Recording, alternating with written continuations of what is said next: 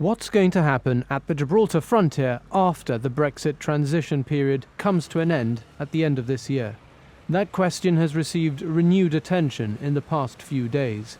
The Chief Minister told the Associated Press that other microstates in Europe take the benefit of common travel areas with Schengen, even if they're not entirely part of the Schengen information system.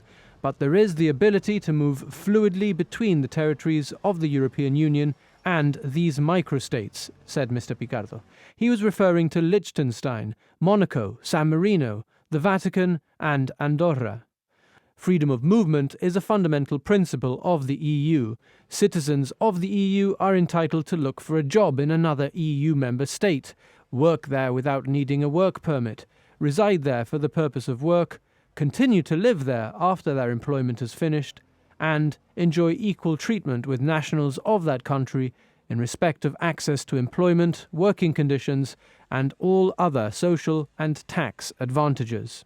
A government spokesperson told GBC the Chief Minister was speaking about fluidity of movement across the frontier, which means moving through but not the right of establishment, not joining Schengen but doing a deal on travel, like the UK and Ireland have. For its part, the UK government has said, after we leave, the UK will be negotiating the future relationship with the EU on behalf of the whole UK family, including Gibraltar. Working closely together, the UK and Gibraltar governments have always supported arrangements at the border with Spain which promote fluidity and shared prosperity in the region. The UK, including Gibraltar, is not part of the borderless Schengen zone.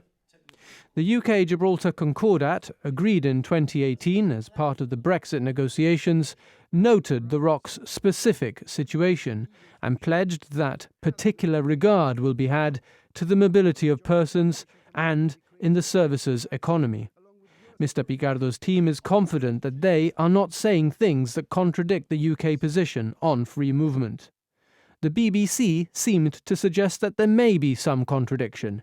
Its headline, UK rules out Gibraltar EU travel deal, did not seem to flow logically from the UK government spokesperson, quote.